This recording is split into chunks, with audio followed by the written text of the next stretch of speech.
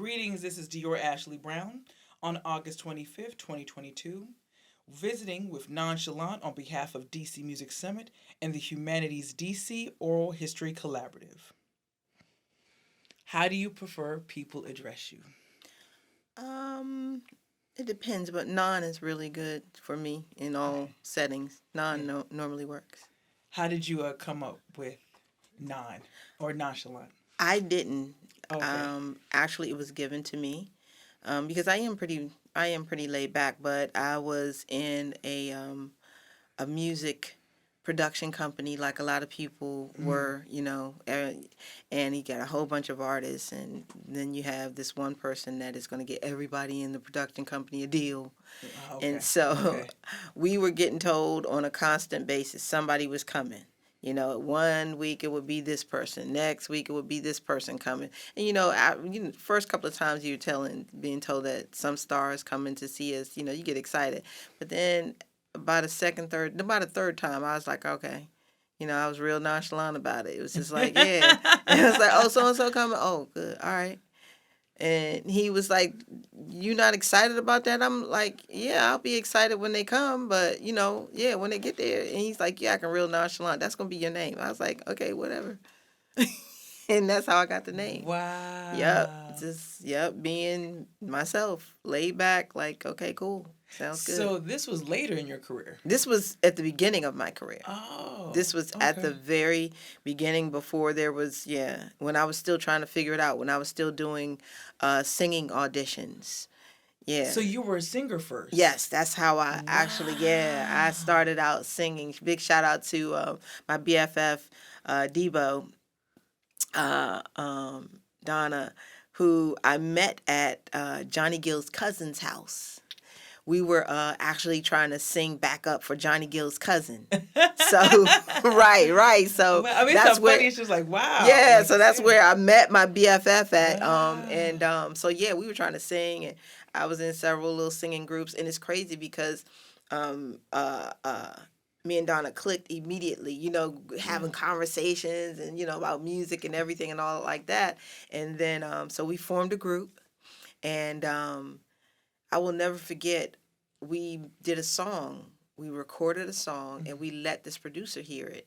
And in the song, I was rapping. I had like a little 8-bar rap, and he's like, "Yeah, the singing part, but the rap part, yeah, nah, don't do that." Yeah, he's like, "Yeah, nah, don't take the rap part out. Don't do that." I was like, oh, "Okay, okay, got it." Real nonchalant, like, okay. Wow. Yeah, yeah. So hold on. You wrote the rap part and he didn't Yeah, take it yeah. out? We wrote the song and recorded the song, and we were just letting him hear it. Oh, okay. And he was just like, yeah, But the who was song, him? this guy, I mean, yeah, no, I'm gonna leave him alone. But Well, yeah, what did he do? he was a producer. Oh, he was a producer. Yeah, And was he a producer who was putting you on, like me having you? it was kind of like uh possible working with him to create more songs. So we were meeting different producers in the area, Yeah. and he was again one of those people that knew everybody but really didn't know anybody. But he was the man, quote unquote. And so yeah, come through and I listened to some of your stuff, and we came through and we played him this song, and he was like, yeah, yeah, it's a nice song, but yeah, don't do the rap part. You should take that Mm. out. So we were like, okay. And at the time it wasn't a big deal for me, even though I wasn't gonna take it out. But rapping just came. That was a secondary thing. Like I was Wow. really focused on singing, and when I got with Black Productions, big shout out to Lonnie Capon and Bam. Who did 5 o'clock? When I got Mm. with them, I was doing a lot of singing, and Mm. um, and I just was in the booth waiting for them to get this beat together, and I started rapping. Mm. And Bam was like, "Yo," he pushed the button. He was like, "What are you doing?" I was like, "Oh, I'm waiting for you." And he was like, "No, what was that you was just doing? You was rapping." And I was like, "Oh yeah, yeah, I'm just waiting." And he was like, "No, man, we about to do that." I was like, "Okay." Yeah, it's not a problem Wow. because it was something that I loved. It Yeah. wasn't, it was when you love something, Yeah. it's just easy to do. Mm-hmm. So, the singing was something that I had to work at. I Yeah. really loved to sing, but it wasn't a natural thing for me. And so, Mm. yeah, so The song that actually got me my deal was a song called "The Flow" that I never put Mm. out, and it was very, very melodic. Da da da da da da da da da da da da da da. A lot of that and a whole lot Yeah. of vocals. But I was rapping on the song as well because he was like, "Yo, we gotta put that in there." Wow. Okay, so Yeah. let's go back a little bit. So with the rapping, okay, where did that come from? Like what was inspiring the rapping? I don't even know. I mean, for me, like the rap song or the rap album that changed my life, like how I loved hip hop, was Slick Rick's a children's story, Adventures, Uh-huh. the Adventures of Slick Rick. So Mm. that album, I was just like, man, on repeat. I love that album. And Mm. of course, we had, hip hop way before then, Yeah. but that's the one that did it for me. Yeah. So it made me tap into that, And Mm. again, it was easy for me to do that. You know how you playing around like people doodle. You Yeah. you don't want to you don't want to be an artist, but you can doodle all day long. Mm. So that's what it was when I was in the booth. I was just lyrically or musically doodling, waiting Mm. for them to put the track on so that I could sing. Mm. So you see those people, or you hear those people that in the store and they singing and they just got the voice of an angel, and you like, why are you not doing that? Just like I just like to do it. So Wow. yeah, that's where Wow. it came from. But I mean, yeah, I mean, rapping was something that I just like to do just to. And were you writing these lyrics in books? Were Nope, you no. no, I wasn't. I wasn't until we decided, until Bam decided, let's go down this, let's explore this. And I was like, okay, cool, we can do that. It's nothing. Yeah, let's write some rap songs. So you were really nonchalant Yeah, yeah, about yeah, wow. yeah. I guess so. Yep, yep. Wow. So yeah, because in the production companies, I was definitely trying to. I was in there trying to do that. So, yeah, but Bam Wow. was like, "Nah, we gotta." So who was inspiring you as far as the vocals, as far as the singing? Oh my God. My favorite vocalist was and still is one of is Phyllis Hyman. I Mm. loved Phyllis We were Hyman. just talking about her last time. Yeah, and Hmm. it's just like it's a foursome. It's Phyllis Hyman, Angie Bofield, Mm. Mm. Anita Baker, and oh my God, man, her name just went right out of my head. It's crazy, but it was those in during that time, their voices, Mm. very distinct. When they come Unique. on, yeah, I mean, you're not gonna get any of them confused, Yeah. um, and so many others. Yeah. But I was Angie Bofield. I mean, Phyllis Hyman all day. I was auditioning Phyllis Hyman, and it's so Wow. funny because a friend of mine, Bonnie, she was just like, she just brought that back to me like last week. Like, remember you used to sing Phyllis Hyman all the time, and I was like, yeah, I remember. I remember Bonnie. She's like, you used to singing that all the time. So yeah, Wow. yep, yeah. Wow, that is awesome. So, who is nonchalant Wow. or non? Or not, yeah. Hmm. Uh, it's funny because um, I'm becoming a better person Mm. than Mhm. I was. So that person is nonchalant is changing. Mhm. Um, and the artist side, the person side is changing, which is helping the artist side. Mhm. And it's helping how I move through life. Mm. So because we're looking back on, and I'm not a bad Yeah, person, yeah. but looking back on me as a person, I didn't like a lot about me. Mm-hmm. And it wasn't anything with my physical appearance or anything like that. It was just how I treated people, and I wasn't intentionally nasty or Mm-hmm. anything, Mm-hmm. but I think I was trying to figure out stuff for myself. So there's a certain level Mm. of defense So yeah, so when you have a defense, you know what I mean, you throw those darts out and you Yeah. don't even know you throwing them out. Wow. And I'm like, dang, what's, everybody can't be wrong. You got to start looking at yourself. Mm. So just Wow. here in Yeah. like the last 2 years, I've had a lot of conversations of apologies, a lot of conversations of I don't know if, but if I did, um, Mm-hmm. a lot of those. So who I am now, hopefully, I'm trying to be more every day. Definitely way more connected to God Amen. and listening to his guidance, you know what I mean? And stop trying to take the reins for stuff and move on my own and be like, God, you like, am I doing it right? And like, God is like, that's not what I said, but okay. Okay. So, Yeah. yeah, so nonchalant is a person that is more open Yeah. to hearing and seeing how everybody responds not only to my music but me as a person. Before I open my mouth and say another rap lyric or melody or anything, I'm paying attention to how people respond to me. Yeah. Past and present, people that I've seen, haven't seen in a while, and then people that I meet, and then how they react to me maybe an hour later or the next time that I see them. Because it's very telling, the impression that you've made. Yes. So I hope that answered the question. Yeah. But for the most part, I'm just a real laid back, some people say too laid back person, and just, yeah. Wow. Yeah, that's beautiful. I mean, even your level of awareness to reevaluate yourself. I mean, that's a gift. Yeah. People go through many cycles It before. was hard. It was hard. Yeah. You have a couple of arguments, and like you said, everybody can be wrong. So Yeah. there's a common denominator in there, and you're that. So Yeah. you're the one. Yeah. It's you. Yeah. Wow. That's beautiful.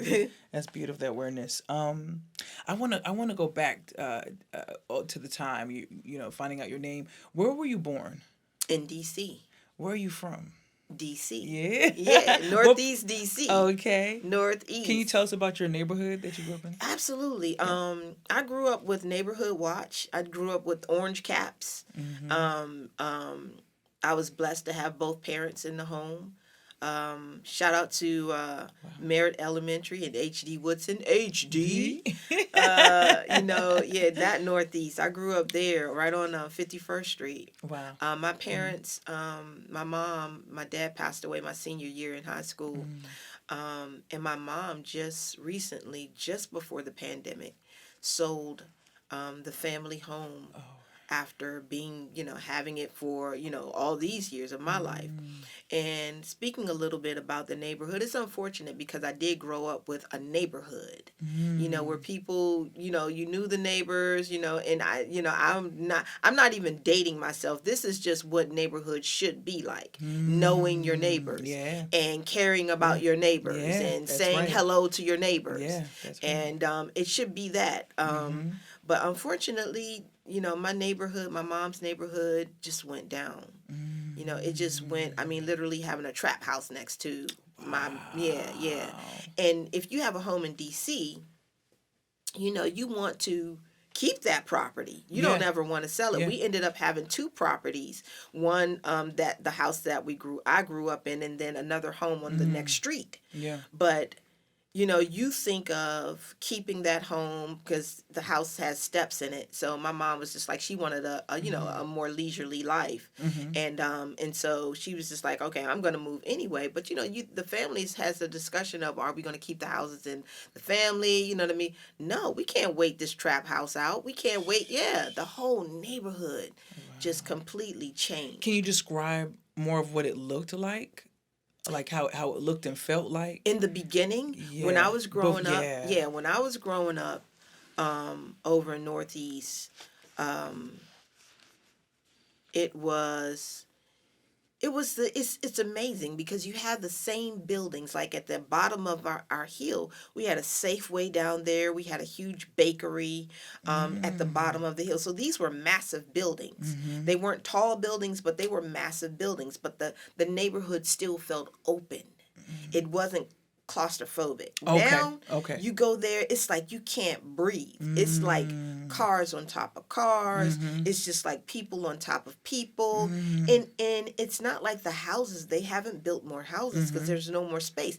It's just you feel like you are suffocating. Mm. There are just cars up and down the street, all down the bottom of it. It's cars and double parked in the street, that sort of thing. All of that kind of stuff going on. Yeah. So it's just, it's just a different, it's just a different neighborhood. It's just completely changed. And unfortunately, you get people that move into the homes that would like a home, but they don't come outside because of what's happening across the street or a couple Talking of about that doors. now. Yeah, or a Mm. couple of doors up, so they can't sit on their porch or something. It's just horrible. It's terrible. It's amazing because Merritt Elementary, the school that I went to, the school that my older siblings went to, is now a police station.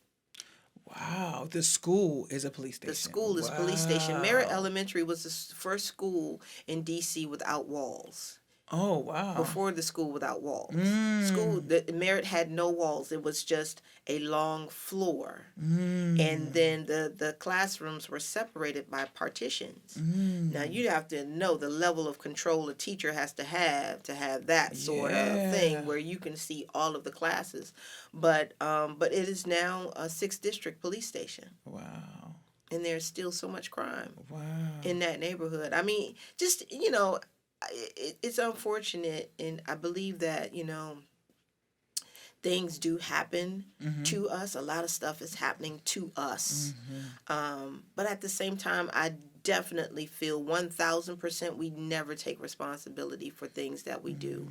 A lot of our own situations. Yeah. You know what I mean? Ain't nobody come in the neighborhood and throw beer cans all on your lawn. Ain't nobody do that. Didn't nobody walk your lawn down to just nothing but clay dirt. Nobody didn't do that. No. Nobody didn't let your trash just Yeah. be out. Nobody didn't do that. That's us. Mm. So I mean, I can go down that rabbit hole. But anyway. No, it's okay. So, Yeah. we have a Mhm. situation. I still, there's still people on the street that I grew up in that haven't moved away, but most of them have moved away, or elders have passed away, or what have you. And but it's still a predominantly black neighborhood. Mm. But we see sprinkles. Yeah. You see sprinkles, and and you hope that we don't just sit there and watch it happen, and then we can't afford to live there anymore. Mm-hmm. And I wish I had the ability, like my siblings, we wish we had the ability to wait it Yeah. out. But I can't, honestly. The person that I would want to move into the home is not going to move next to the people that's in the home. Yeah. So yeah. So there's that. What was the music vibe, and about what time were you growing up? What was the year range about when you were growing up? I graduated in 86. Okay. Yeah, I graduated high school 86. Okay.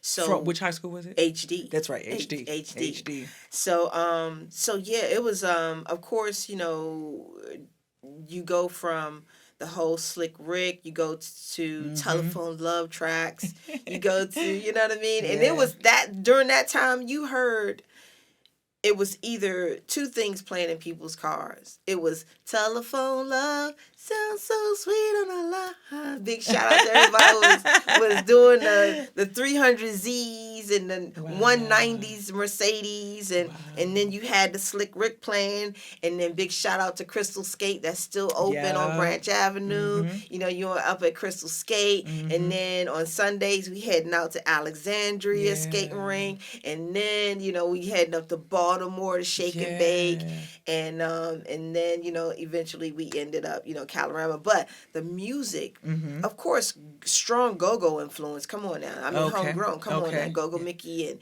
oh my God, one of my favorite songs that I don't know why the radio or whoever teases us so much, and I say this all the time. My favorite go-go record is Funky Like a Monkey. Come on, gung, gung, gung, funky like, Yeah. oh my God. So, that time, it was just, Yeah. it was just It was just. it was just a time where the windows were down and everybody was blasting their music and was playing the the Yeah. same thing. Everybody, Yes, you know what I it mean? You pull up to the was. light, It you can turn was. yours down because somebody's gonna be blasting the Wow. same thing that you playing. Yeah. So it was it was the Tony Feel Good. It was BET Soul with Janet Jackson. Pleasure Principle, and Yes. it was that time. It was that Yeah. Video Soul. It was that time, and it was just a real dope time in music culture. In music, and I would say that, and people today would say, during their high school years, this is a dope time in music. So I'm not saying anything about anybody's time frame, but I just remember it just felt like summertime 365 days a year. That's what it felt like. Summertime all the Oh time yeah. until Christmas hit. And then, Thanksgiving, then the summertime all over Yeah. again. That's what it felt like. Wow. Haynes Point. It was a time of Haynes Point. yes. You and the cars lined up and you riding through. And that whole thing with But was it only? Oh, well, go ahead. No, go ahead.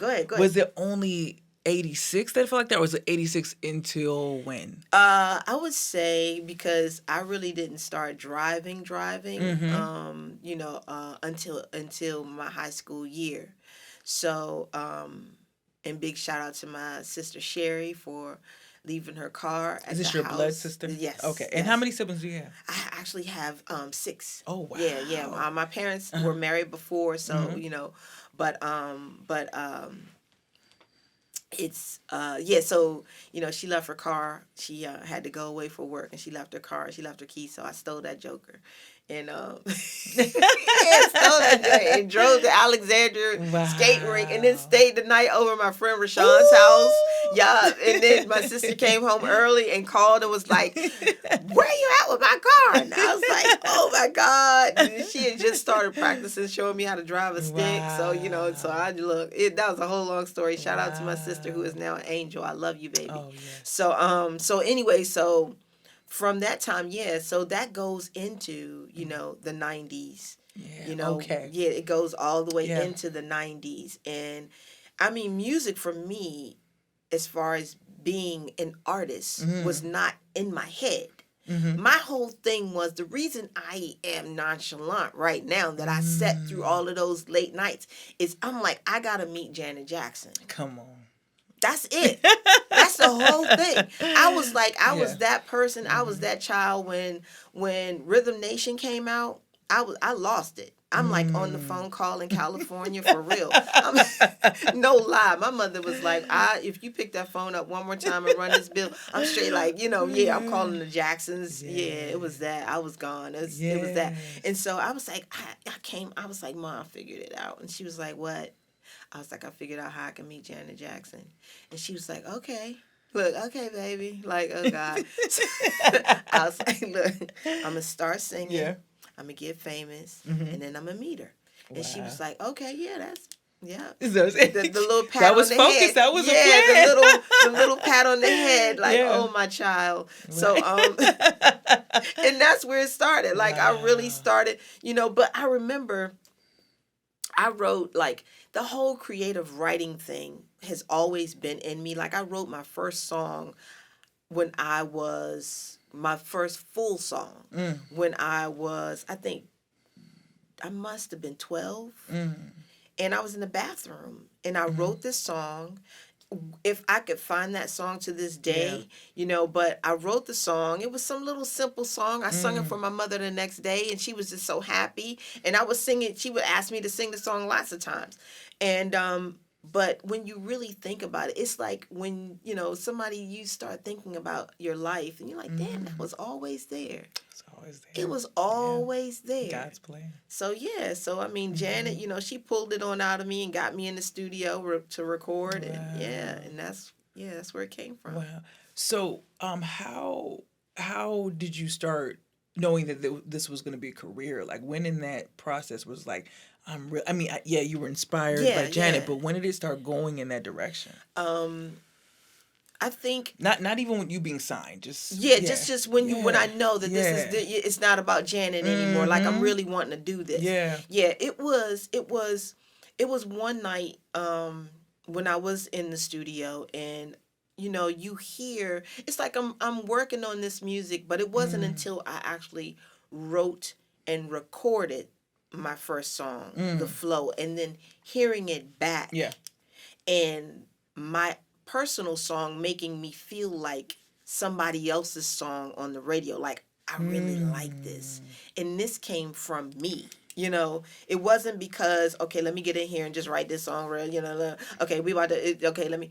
When I wrote The Flow, and I'm a melodies person, Mm-hmm. like, I love strings and I love the big sound. Mm-hmm. So when he played it back for me, I was just like, wow, that's, damn, that's me. Mm. And I was like, yeah, I want to do this. This is what I want to do. I was working at the post office, and I was working with several producers. I worked with, shout out to Carlos, who was no longer with us, but I was working at the post office, and I just remember, like, I was standing there sticking my mail. I had been working for the post office for 5 years as a letter carrier. Yeah. How And old were you when you were working for them? I had to be 19. Okay. Mm-hmm. And I was like, I can't do this. I looked around. I was like, you know what? I gotta, nah. And I just walked off the job. I just I just walked off. Yeah, look, Ain't my nobody got boyfriend. their mail. Yeah, I wasn't. I hadn't They even. looking for Yeah, you. yeah. I hadn't even. I was in the case sticking the mail, and I just looked around. I was like, yeah, I ain't gonna be able to do this. And I had been there. Like I said, 5 years. My boyfriend had my car, so, and at that time was no cell phones to call and say, bring the car back. And I walked home. I walked home crying the entire way, because I knew I was never going back. And I will never forget, Carlos saw me walking. And he was like, what's wrong? What's going on? And I was just like, I can't talk to you right now, but I'm fine. And he left me alone, drove to my house ahead of me, and was waiting for me when I got there. Right. When I got there, and told my mom, and because I just was, they had already come out looking for me, but I'm just walking now. I'm just like walking because I know I'm never going back to this job. Wow. And I just was like, I can't do it. I cannot go and deliver another letter. I didn't even get my own personal mail for like 3 months. Yeah, I didn't even go to a mailbox to get my mail. No, just get my mail and tell me what's in here. Yeah, I can't do it. So yeah, so it was just, and then I went full on. It was a time, it was a lag time. It wasn't like I quit and then I went in the studio and then made the flow and then got signed. It wasn't that. Yeah. It was that whole time of, figure it out. My mom was very lenient because I did lose my dad my senior year. So, she was, and I'm the baby of the family, so I didn't have this. Yeah, it's just like, yeah, go do what you want to do. So, it was that. So, I took some time and I got with production companies, and then once I got with Black Productions, and Was the name of the production? It was called Black Productions. Black Productions, yeah, Mm-hmm. and I made The Flow, and I was hooked, and that's the song that got me my deal. Wow. Yep, that song got me my deal. We made The Flow. We sent it to Nicole Bernard. Big shout out to Nicole Bernard, who had just gotten her A&R position at MCA Universal. Wow. She went to school with one of the members of Black Productions, I believe Capon. I want to say Capon, and they sent her the cassette, and she loved it, and she came down that week, and it was just like a fairy tale. Really? It was really like Tell us more. yeah, and it was it took all of 30 days for me to be signed to a major label. Wow. Yep, she came And down MCA was located where? in New York. Okay. Yep, in New York. Yeah. And she came down. She loved it. I went up, got the attorneys, and all of that, and it didn't take any time. Like I said, 30 days. We were recording. Wow. Yep. Wow. Yep. Wow. So, what did it feel like to with the flow? Were you rapping on the flow? Singing and rapping. You were singing and rapping. Wow, you were already Yes. doing that. You were Yeah. singing and rapping. Singing and rapping. So, what was the climate like for you to be a female MC at that time? Did you have any pushback, or was there, what was the experience like? So it wasn't because Okay. a lot of people didn't think I was from DC. Okay. They didn't think I was from DC Okay. because Why do you think they thought that too? because it was a straight rap album. Oh. There was no go-go on the record. I didn't sound like DC. So it was like, and hip hop, I mean, even now, it's not like they look to DC for hip hop. No, they don't. So as you can imagine, back then, it was definitely, so when I would tell people after 5 o'clock came out, that would get the album but didn't have a chance to hear the whole album. They just heard 5 o'clock. They were like, "Oh, so you got some go-go on the album?" And I'd be like, "No." And their eyes would get big as saucers, like, "What?" And I'm like, "No." Or they would say, "So where you from?" And I'd be like, "DC." And they'd be like, "Oh, you got go-go?" And I'm like, "No." Or they would say, And this is people from different places. This is Okay. different all over the country. Nobody thought I was from DC.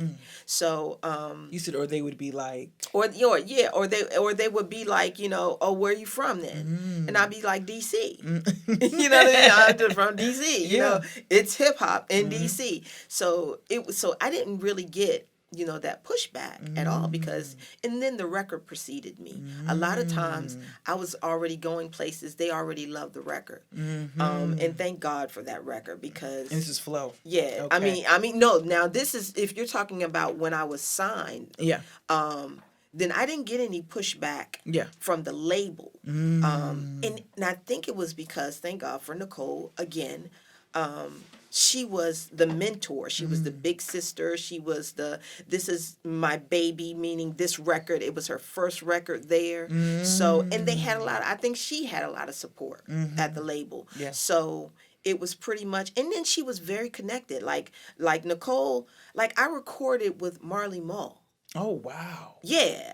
Okay. Yeah. Nicole, yeah, like she was so connected, Eddie F. Yeah, that type of connection. Like, you know what I mean? I'm in Marley's house with the with Lords of the Underground. Yeah, I'm in there, like, yeah, it's that. Like Marley's like, "Non, I know you tired, but get up when I come back. We get ready." Yeah, it was that. Wow. It was a fairy tale for real. Like I'm in with hip hop royalty. Okay. And I don't even think, matter of fact, I know. I didn't even realize the royalty. Like, this is Marley Marl. Yeah. You know what I mean? Like, yeah, that's who I'm in his house. You know what I mean? Walking past his 850. You know what I mean? Nobody had an 850 during that time. But Marley had one. And I didn't realize. And if I could, God, and if anybody ever hears this, because I don't have the songs that we did, but so I had that team. But when what do you mean by that team? Who's that team? And when I say team, I had that person. Okay. That she was so connected. Oh, okay, got that it was just like, this is my artist. So I'm working. So I wasn't that new artist, like, oh God, I hope I get to work with. It was just like, okay, yeah, well, we going here and we doing this. Yeah, okay, awesome. Wow. No problem. And it really was that big sister thing because Nicole was like, okay, you staying at my house. Yeah. So I stayed at her house and what I mean? And it was the watching over. It was really that.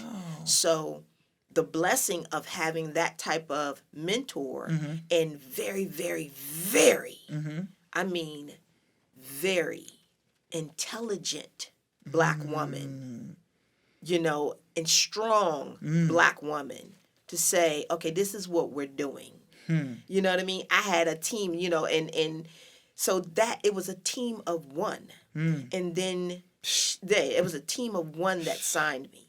And then I had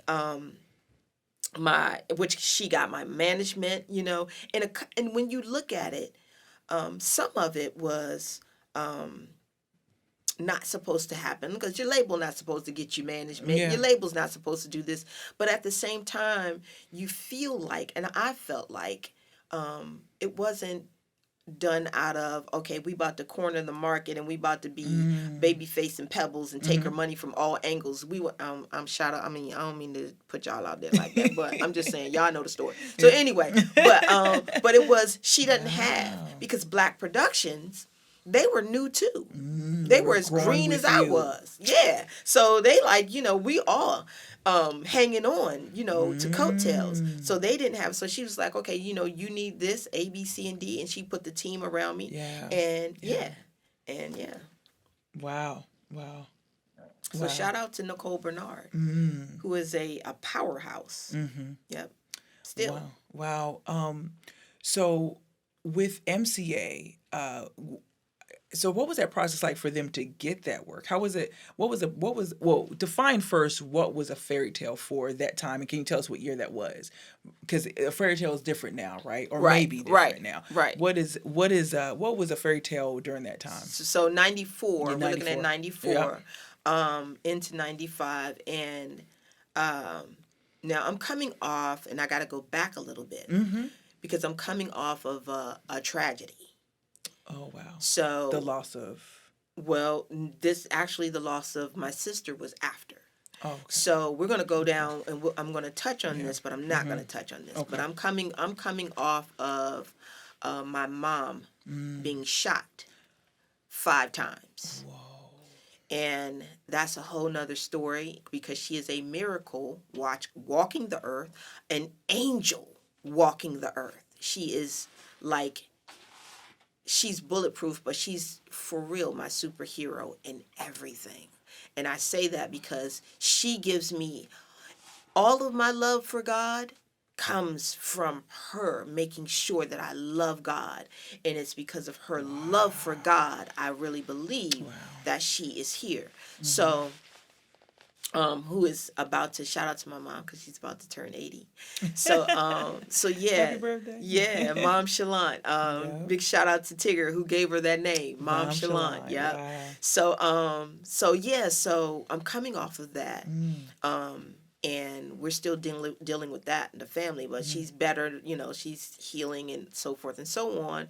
So during that time, as you can imagine, I'm not recording, you know, everything is her, because I was at the hospital. She was in the hospital for almost a year and a half.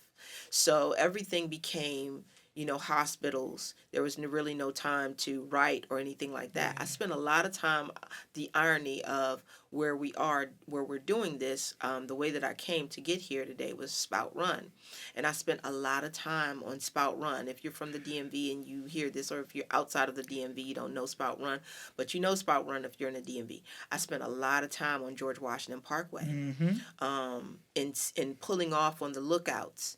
But this was being done at 10 o'clock at night, at 1 a.m. in the morning, when I was driving and trying to figure out, you know, talking to God a lot, and why is this happening, and, you know, blah, blah, blah, and so forth and so on. And then some of those nights was me sitting and writing in my car. And then one night I was out there, and I was actually walking. I had gotten out, nobody up there, and I'm walking. And I think a tree limb fell in the trees, and it scared the living crap out of me. And I was like, what the hell are you doing up here at 1 a.m. in the morning on George Washington Parkway by yourself? You about to be a movie statistic. You know what I mean? Yeah, I know what you mean, right? So I came to my senses, but during that time, that's what was happening. So when the fairy tale hit, when it was just the go in and we recorded this song, it was just one song. It wasn't we getting ready to send her 5 songs. We just got this one song. It was a friend of theirs. She just got the job. We sending it. A couple of days later, she was like, I'll be down there in a couple of days. I want to meet her. I went and met her. She liked me. She liked the way I looked. She liked the way I sound. She liked my personality. She was like, yes, come to New York. I went to New York in a couple of weeks. We did the deal because I wasn't signed to anybody else. And it was like, you going straight to MCA. They told Black Productions, no, we want to sign her directly to MCA. I signed directly to MCA. I'm sitting in her office after I signed the papers, and I'm like, look, I'll be right back. I'm going to go to the bathroom. I went to the bathroom, and I started dancing and screaming and crying and doing everything. Wow. And when I came back, she was like, using the bathroom, crying. And I was like, yes, Wow. I can't believe. So that's what I mean by the fairy tale. It happened so quick. Wow. And so, I mean, it was just effortless. Yeah. But that was, one, the blessing. And then two, you know, knowing the right people and, you know, those dots connecting, you know, this phone call. And that's how music was then. Yeah. You know, I mean, before going back to Donna and myself, shout out to Chucky Thompson. So me and Donna, Mary came out, right? Yeah. Mary came out. She put her first record out. So everybody is, you know, Mary. Everybody's auditioning with Mary songs, you know. So we like, look, we gotta make a song, Chucky. We calling New York. Look, this is a time when you can call New York, you can call the label, and you can get an A&R on the phone. Wow. And you can set up a meeting. Wow. Yeah, it was. I mean, Okay. it was that vibe. Like it was Okay. real organic. Everybody, money flowing everywhere. Everybody getting deals. It was crazy. So Devo calls and she gets this meeting. So I'm like, okay, cool. We need a song though. We don't have no music. So we called Chucky. Chucky, we gotta make a song. And he's like, all right, come over. This is, you know, he has his studios in his mom's basement. And we go over, me and Donna, we go over. Chucky Thompson's basement. Chucky Thompson's mom's basement. Shout out to Mrs. Thompson. Yes. And so we go over there and we go down the basement. And Chucky, I mean, he's so young, but he was, I mean, it's no words to explain his talent from day one. You know what I mean? He's sitting there. And big shout out to Tracy Thompson, who is one of our good friends. He had just met Tracy, his wife to be, and she was not feeling us, so she was sitting at the top of the steps. It's just so funny because she was sitting at the top of the steps, like, okay, who are these two girls in here? And we like Chucky, and he like, all right, we gonna make this song. Do you hear when I tell you, we there all day long. We make this song. He puts it on a cassette, and we literally get in the car and drive to New York. Wow. Literally, we drive to New York. Our meeting is the next day. So we get up to New York. We go in our meeting. We actually see Father MC. We saw, who else did we see? We saw just walking around. Wow. Yeah, in the city. We see people, and we go to this meeting. And we have our meeting. Needless to say, we didn't get signed. We go in there. We play this one song we got, right? Right, which is right. What was the name of oh my God, Devo just played the song for me the other day. Showed me the song. Because this is another song later down the line with Chucky that I did with this guy named Mark Chill. It's gonna come back to me. Oh my God. But anyway, so we played the song and. You know, we don't get signed, but we're auditioning with Mary. Of course, you're going to sing Mary J. Blige, right? Yeah. And I will never forget. He says, the A&R, he says, okay, so we already have a Mary. There's already a Mary. So to your question, your first question, like, who are you all? You know, bring me you all. So he's like, go back, make some more songs, because we got one song on a cassette. And we like, dang. Okay, we're going to go back. Right. Wow. But it was just that open during that time, you know, and this is 92, 93, you know, it's wide open. Yeah. So, needless to say, when they make the phone call to Nicole, it's wide open. It's just like, yeah, let's, the money is flowing. It's not a problem. Everybody got these huge budgets, so yeah, let's make records. So these budgets are coming from the label. labels. Yes. And they're picking these A&Rs and giving them, this is how much funding you need. Yep. Wow. And that was the time where there was, you had the big, I think it was the Big Six, or I forgot how many labels it was, but that's what everybody wanted to get signed. You want to be signed to Universal, MCA, Arista, you want to be signed, Capitol, you want to be signed to these labels, and that's pretty much what you were trying to get a deal. There wasn't until way later on. The funny thing about that story is that with Donna and myself, I tell you, it's a sad thing because I don't smoke, but I can't remember these places, the name of the place. But while we were there, Puffy had this like open mic night, and we went. In New York. In New York. Wow. We went. And it was so crazy. Again, everybody's there. All kind of artists are there. Artists that we don't even know that are going to be huge artists. Wow. It was just that type of vibe. Do you remember anybody who we might recognize? I don't. Okay. I don't. I just remember it was Diddy's night. Yeah. But I went to a lot of events where, for example, and this is after the fact, and this is early on in my career when I first got signed. I'm still recording, and we're going to kind of like industry events. And I will never forget the first time that I saw Pink. Oh, get out. and she was just walking around, and this is after the fact, because because she got her deal way after me, but she's just walking around in this event, but you can see that she's a star. You know what I mean? Because it's just like, who is this girl? And eventually she's Pink. Wow. So I had a lot of moments like that where you think back, like, these people, to your question, like, oh wow, that's who that was. And then I think about a lot of label mates that I had. I'm like, dang, where are they? What are they doing? So forth and so on. So that's the fairy tale. That's what I mean by fairy tale. It happened really quickly. It was a dream. It was a dream that when I woke up, I was signed. Wow. When you say there were a lot of people signed at the time, do you know or recall anybody else who was signed in the DMV? During the time you were signed? Well, it's crazy because, okay, so let's talk about my career in the DMV and my connection to music in the DMV. Yes, absolutely. And there was none. Whoa. There was a whole hip hop culture happening. In movement DC. In DC that I was not a part of at all. I'm kind of not surprised because I want to, Right. Yeah. But it wasn't because nobody wanted me to be a part of. No. It was because I was totally not into hip hop. Wow. My music and I've said this 1,000 times. Like, people didn't even want to ride with me in the car because I was listening to either John Luke Ponty or Dave Grusin Luke Ponty? Wow. One of my or I was listening to that. Yeah. And so, and then I was listening to Slick Rick, but I didn't have New Edition on repeat. Like, my BFF will travel the country and see New Edition 3 times in a week.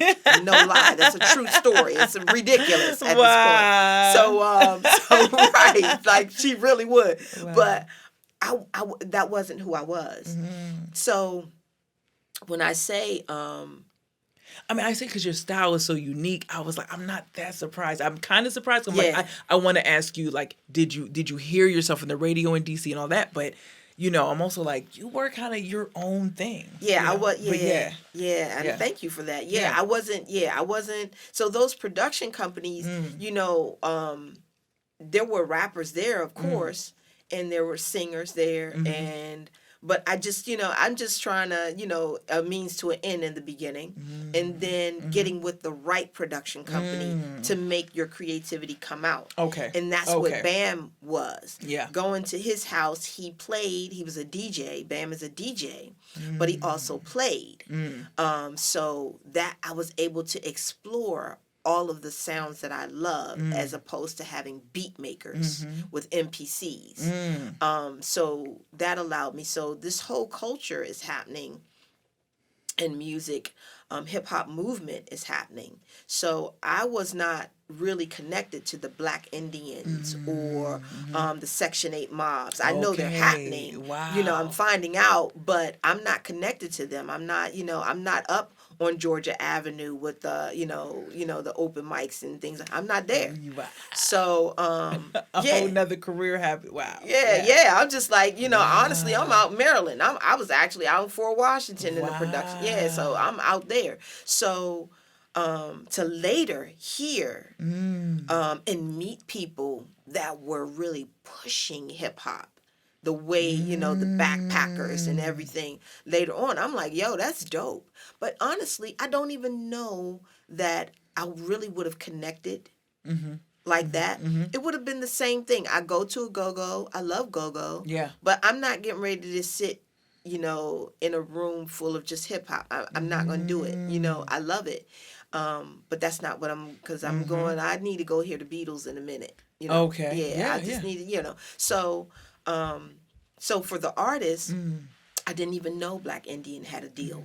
I didn't even know that until, and shout out to Black Indian. I didn't even know that. And it's interesting because when I would talk to people about the record, they brought up DJ Cool because that's what, that's for commercial, that was outside of the butt. That was the most outside of go-go thing that they heard, so Cool was brought up in conversations, when I would do interviews and so forth and so on. But I didn't have anybody that I could mention and say, oh yeah, we got such and such and such, because I didn't know. Wow. I had no idea. In my career, even though, because Black Productions was my production company, but I wasn't, once I got signed, I wasn't moving with Black Productions. So now I'm kind of moving by myself, even though I have this protector who is Nicole Bernard making the record, and she surrounded me. But unlike a lot of people, I didn't have a team. My team was given to me. So it wasn't like these were people that came with me. Yeah, they didn't come with me. So, I mean, and in the entire team, like Young Guru. Yeah. Young Guru was given to me. I didn't know Ru. And Ru was here at Howard. I didn't know Ru. I didn't know any of my management team. The only person that I knew that was traveling with me was my hairdresser, my best friend Vicky. So what did Young Guru do for you? Guru was my DJ. Oh, okay, gotcha. Yeah, okay. Guru was my DJ. Wow. And so my best friend, my best friend Troy, Okay.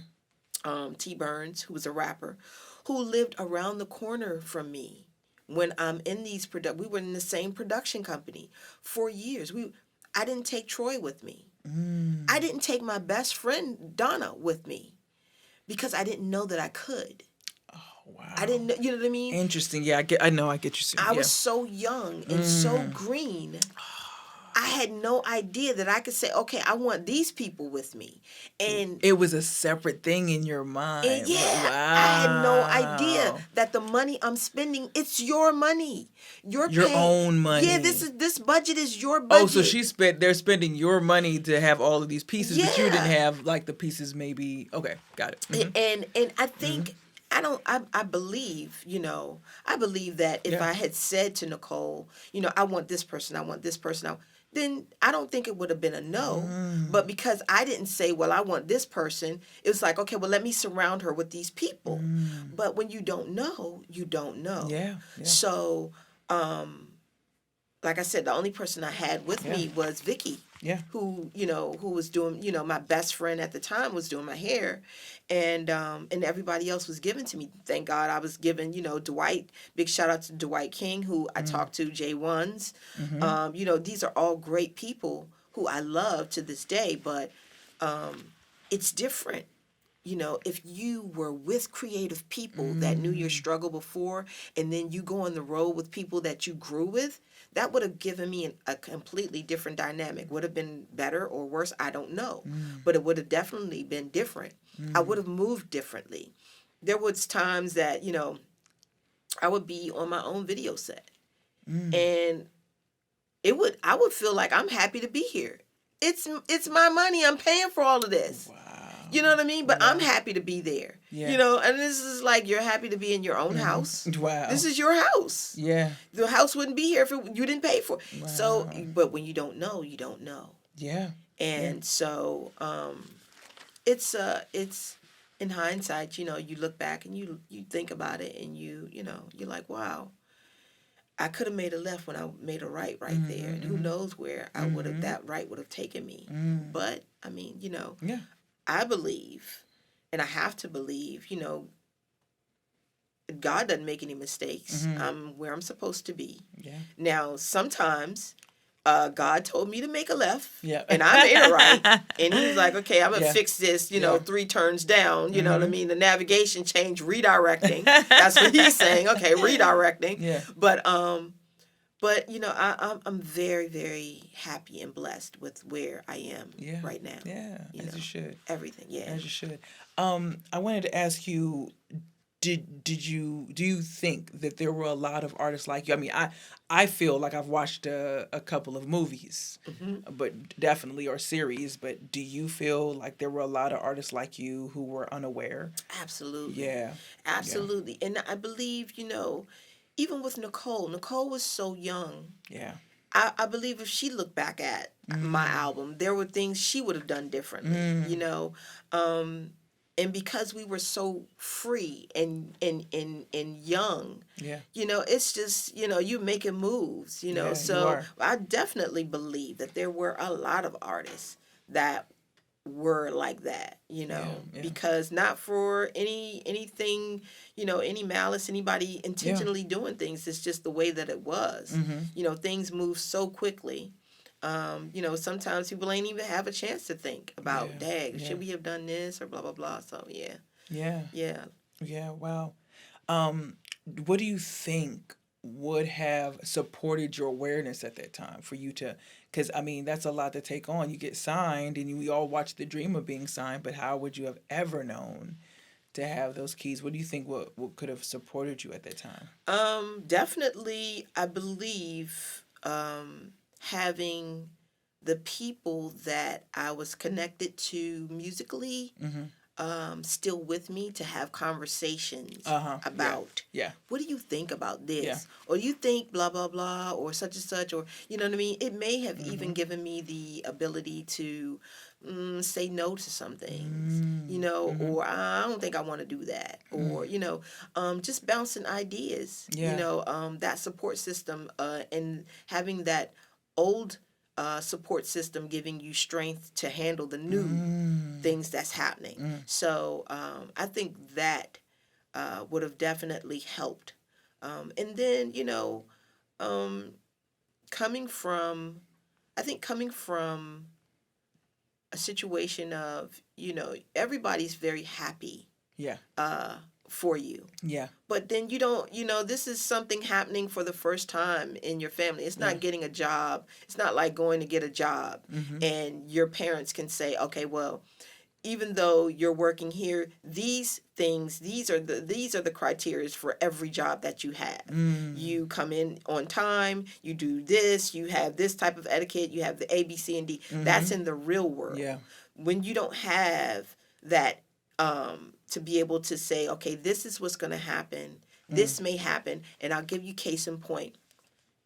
After 5 o'clock, and we were working on the second record, and it's kind of, we go into that thing where the label is changing. People are losing their jobs. That whole new regime is coming in. So, when the new regime comes in, they change everybody. Yeah. They want their own teams. Yeah. Some artists lose theirs. Some artists get put on the shelf. Some artists get dropped. Some artists, things happen. So it was that. I didn't know how to handle that. I didn't know how to handle, because I'm just coming off of a hit record.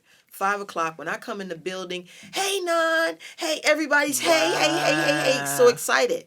Now I'm coming into the building. There are question marks about their job. There are question marks about what's happening with your record. There are question marks. So That's it's a right. different vibe. So now I'm alone. to Yeah. weather that storm. For Nicole went through a thing of she's getting ready to leave, a new regime is coming in, so she has to deal with this transition that she's dealing with and still try to nurture me through this second album that she knows she's not going to be a part of. So it was it was very, very difficult, very painful, because you don't understand. I thought we were all friends. I thought, you know what I mean? I thought, what happened to the love? But it's not that they don't love you anymore. It's, at the end of the day, this was a project we were working on. And now I'm trying to survive for my life. I do love you, Non, but yeah. Wow. Yeah, so that's a reality, I'm sure, for a lot Can of you artists. break that down a little bit more though? So, because I want the listener to understand. So you came out with the a little bit into the single, 5 o'clock, and kind of why they had to feel, why this nervousness was happening. Yeah.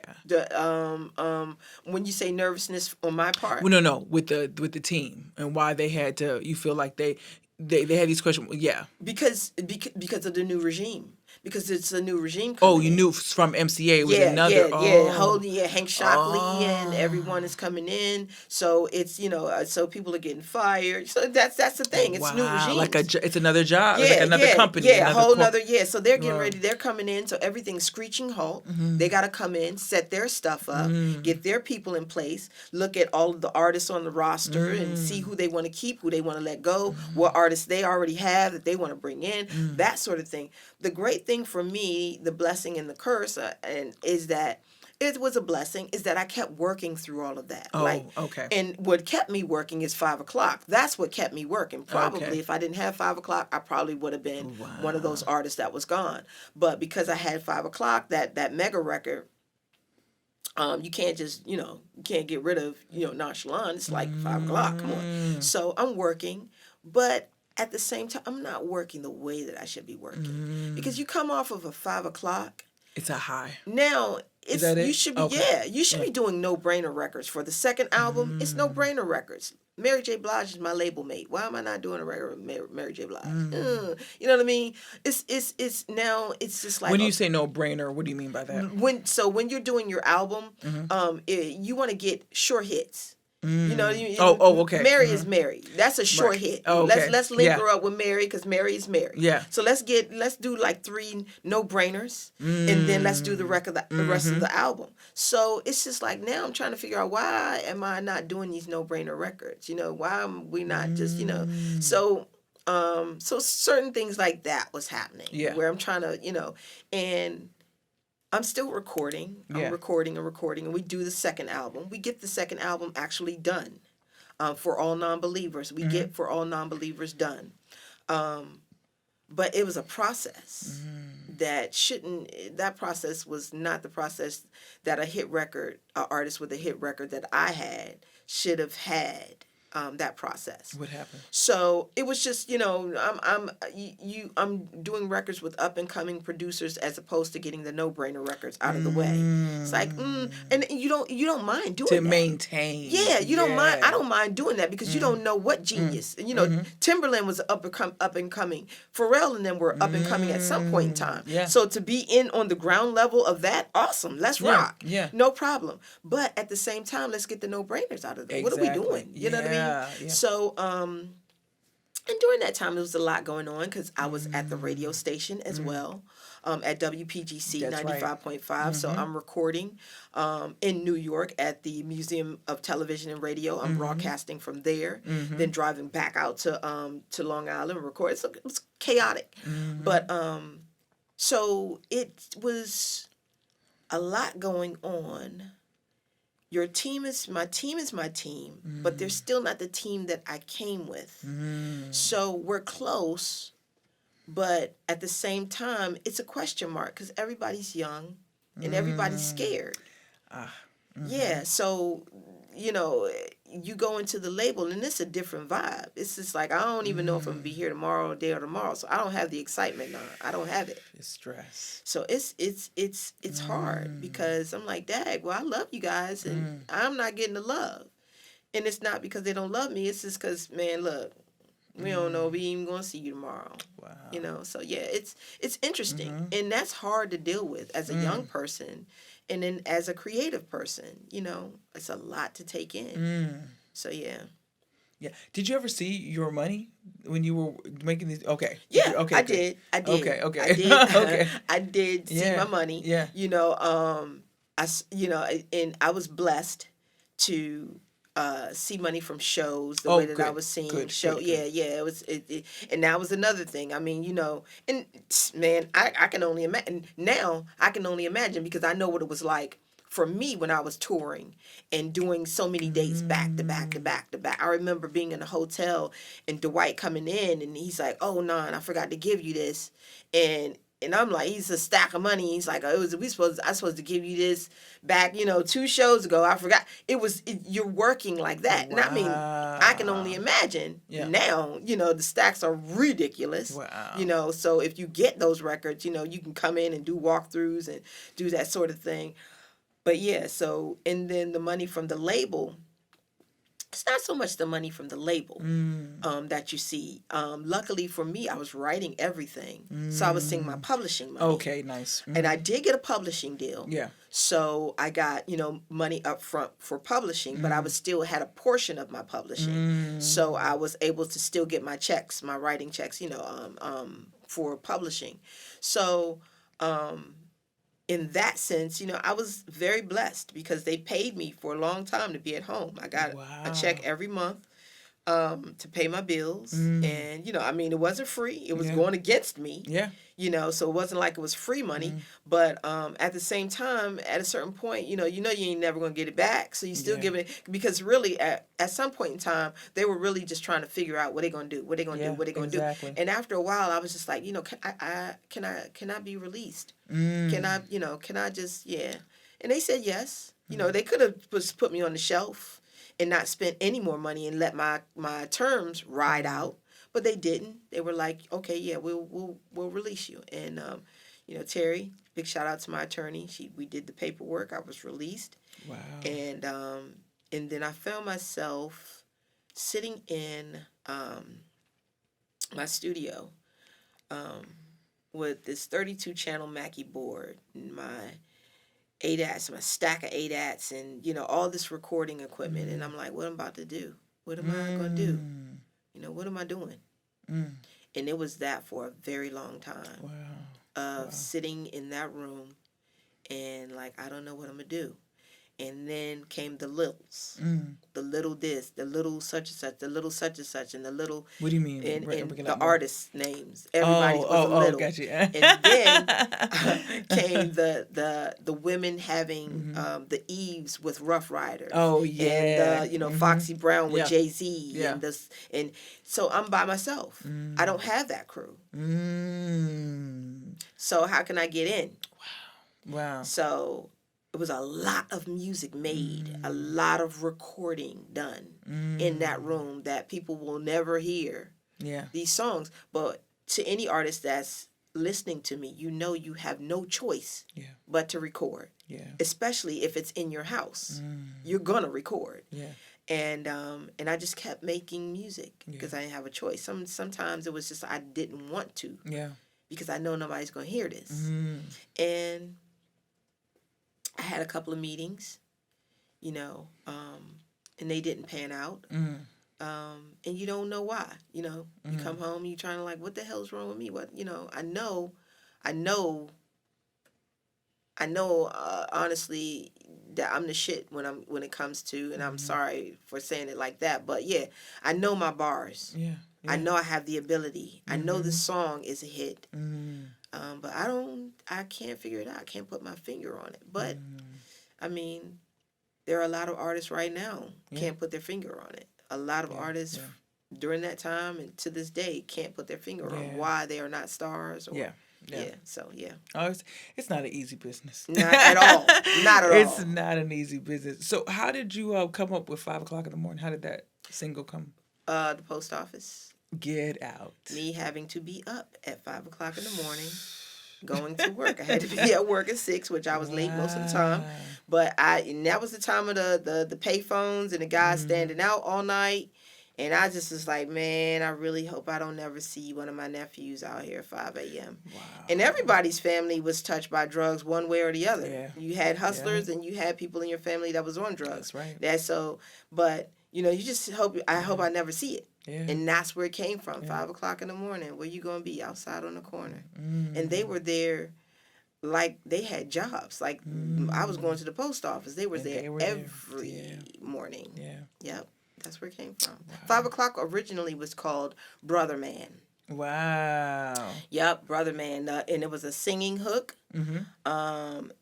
And then I changed it to 5 o'clock in the morning. It was just like, yeah, because it was just like thinking about what I was talking about in that time. And one day I just came and I was like, this is 5 o'clock. Mm-hmm. It's 5 o'clock. 5 o'clock in the morning. Where you going? Yeah, I just changed it.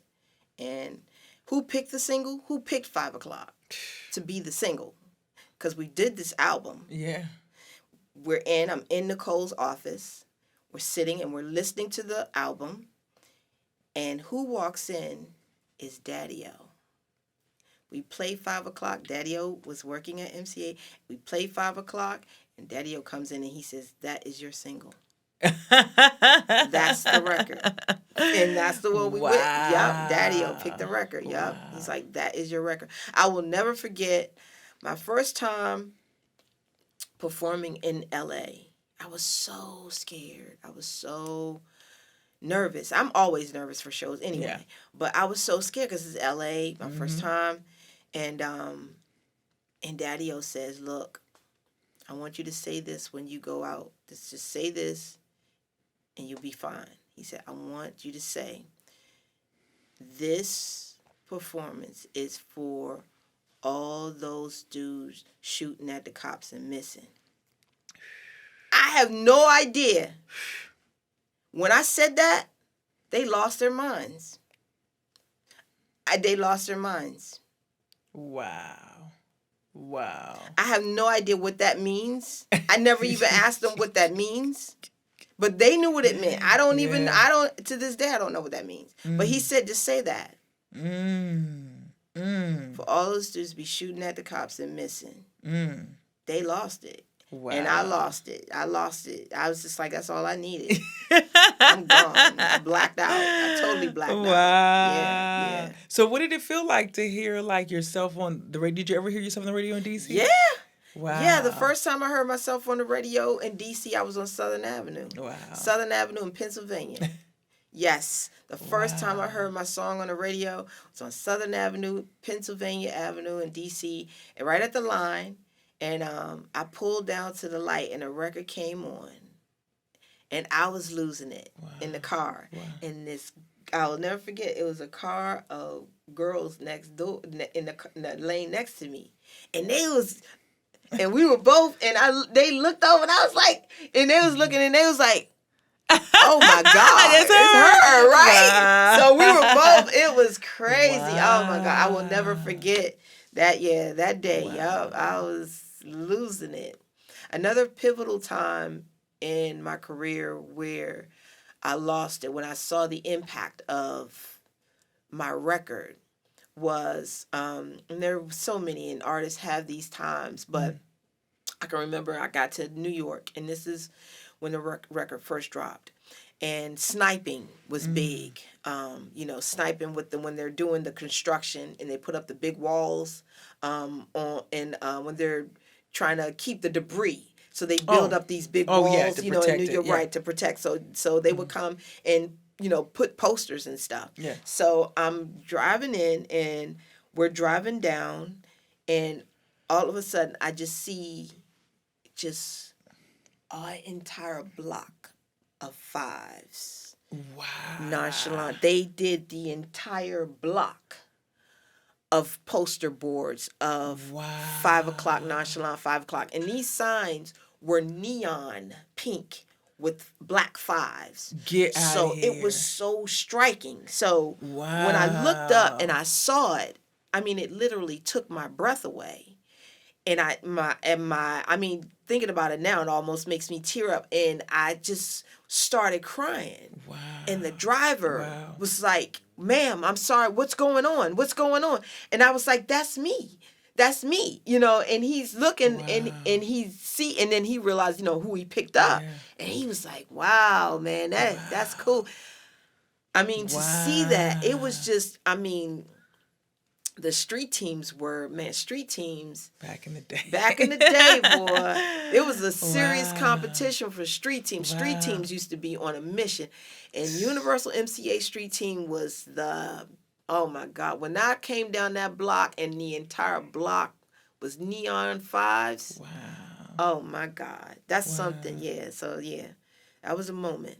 Wow. Yeah. Wow. Yeah. That is heck of a story. That right was a moment. there. Yeah, That is to this something day, it else. shakes So me to the you core. didn't have did you ever have the experience of having to sell a CD like on your own person of yours or? No, I did. Yeah. For me to sell it, Yeah. no, I didn't. Yeah. I never had to actually sell a Yeah. CD. No, I didn't. And again, 5 o'clock came out on cassette. Oh, that's right. That's Yeah, right. it I'm came thinking out CD. on but cassette. yeah, I mean, I had CDs. Yeah. I definitely Yeah. had CDs. I had 5 the o'clock. CD. Yeah. Yeah. But no, I didn't. Mm. And the first debut of 5 o'clock, before it was actually released, there were 5,000 cassettes given out at the Million Man March. Get out of here. Yes. Wow. At the Million Man March, there were 5,000 cassettes given out Wow. to 5,000 black men Wow. at the Million Man March. Wow. So the promotions team, I mean the thoughts, that I mean, it's the ability to have that in your history for your record to be connected to something Yeah. like that. Say something. Don't is, just rap. Oh my God. Yes. Yes. Don't just say something. Right. Yeah. Don't just rap. Say something. Wow. Absolutely. So to this day, I think about those bus rides and those car rides back from that march because it was so still. The march, because I saw it on television, of course, was so peaceful and moving and so loud in impact without being loud. Yeah. The rides home, some of those black men had 5 o'clock and they put it in to the cassette player and listened to it on the way home. Yeah. Some of them did. That's right. And how they felt. Yeah. Yeah. Yeah. Going back to whatever neighborhood they came from. Just to have, I would love to have a conversation with someone that took that ride, listening to my record for the first time. Yeah. So, yeah, a lot of. And moments that's for interesting me. that you bring that up too, because during that time, I remember like getting promotion and stuff, and it'd be like, yes, and I mean, literally, you're going on that ride, whatever you're doing, you're playing that thing. It's so different now. 'Cause you gotta please listen. At least like now, everybody's like, now you get a promotion, it's like, psh, that was a different Get the time. promotional copy. Yeah, Wow. you psyched. So Yeah. So. Wow. Was there anything else you wanted to say on that? No, I keep talking and talking. So Okay. No. It's all good. It's all the stuff we want to hear and remember. I feel so nostalgic now. So, what does the term DMV mean to you? Division. Mm. Unfortunately, definitely home, of course. Yeah, home, yeah. home. Because I've traveled the world and I can remember being in different places, and I'm just like, I really appreciate this area for so many different reasons. The weather, for one. Yeah, we got it all. We get everything. Absolutely, Yep, I love snow and I love the heat. So, it's sad to have done a record like 5 o'clock and had the success and the light beam down, even though they still couldn't believe it, beam down on us with 5 o'clock, and then it take us so long so right, so long for another one or two. Yeah. Yeah. And Yeah. so that Yeah. has to be a level of divisiveness. And when you say one or two, can you expound on that? Yeah, Yep. I mean, the you have, and some people will contradict me and say, well, he ain't from, I don't know. But when you only have like a Wale, or you have a Rico Nasty, Yeah. and I mean, these are artists that you have, I'll just stick with those two because that's a man and a woman. And there's so many more that are successful. In between there, yeah. But it's just one at a time. It's just like what's the one at a time thing happening? And then when we do, we gotta dig in the roots and be like, oh well, I don't know, he ain't from or she ain't from, and it ain't. Yeah. Come on. Yeah. Why would you make your potential history so small? Why would you want to narrow your own history? You know what I mean? I want my roots to be wide. Yes. If long, they grew out here, then they're out here. Yeah. So it's we're still dealing with the whole, the DMV thing, and it's nothing wrong with being from wherever you're from. Yeah. So that little map, that little piece of triangle thing is just so crazy. You know what I mean? It's so crazy. But at the end of the day, the DMV, Chocolate City, is still that to me. Yeah, absolutely. It's still, and when I say Chocolate City, the DMV definitely reaches outside of the city. Yeah, yeah. And I remember being at an event, and some guys were from, where were they from? No, they weren't from Hagerstown. They was from, it wasn't that far out, but it was like Columbia or something. And it was like, we don't get any respect. We live in Columbia, Maryland. Up the street. Yeah. Yeah. And it was just like, but see, that's during the time, we still have those little jokes about, dude, you live in Waldorf, you live all the way out there. It's like, come on. Some people in the city is just like the city. It's just like, that's all you know is the city. That's it. God dang, if you just go, you know what I mean? If you just go a little bit further. And I tell people to do that. I said, you hot in the city. You hot on these 3 streets. You hot. I said, go do a show in Baltimore. But don't tell any of your friends to come. Just promote in Baltimore. And you'll see where your career is. That's the test. That's the test. You know what I mean? Or if you want to do something, try to sell something. Sell some merch. Or tell somebody to actually pay for your song. You'll know exactly how much of a star you are. You'll know. It's not about your followers or your likes. Yeah. Just try to sell a t-shirt. Ask somebody for some money. They'll tell you, they'll show you how much of a fan That's real. they really, you were. Yeah, for real. Yeah. So, I people, I don't ever blow my own horn. I never, I'm a very humble person. But sometimes I have to remind people, there were 500,000 people that actually got up and had to leave their homes to get my record. Wow. Will 500,000 people get up and leave their home for you right now? If they couldn't click, if they couldn't stream, if they couldn't do that. Would 500,000 people do that? It's not So I want you to get one. You get one like I have and talk to me. Until then, don't talk to me about what you're doing. Sometimes you have to say that. No, you do. Because, no, absolutely. And that's not. And you put in some work. Yeah, and that's not right. And that's not to be arrogant, but that's just to say, it's easy now, but it's not easy because the attention span, people's attention spans are like this. So don't get caught up. Don't. I want you to live in reality. I want you to live in the real, so that you don't have that situation where you're like, damn, well, what happened? Why nobody ain't come out to my show? Because they ain't really rocking with you. They like your shoes. Wow. They ain't really rocking with you. They don't like that song for real. Not for real. Yeah. So anyway. Yeah. No, that's real, and they need to hear that. They need the truth. about the grind. Yeah. About that it can't just rely on playing the song. You got to get out there and push and Come promote. on, do they love you? Because Yeah. that's the thing. That's why reality TV works, Yeah. because they love that person. You know what I mean? They don't really care. You don't really have to be a professional anything. You don't have to study anything for real. You can wake up tomorrow.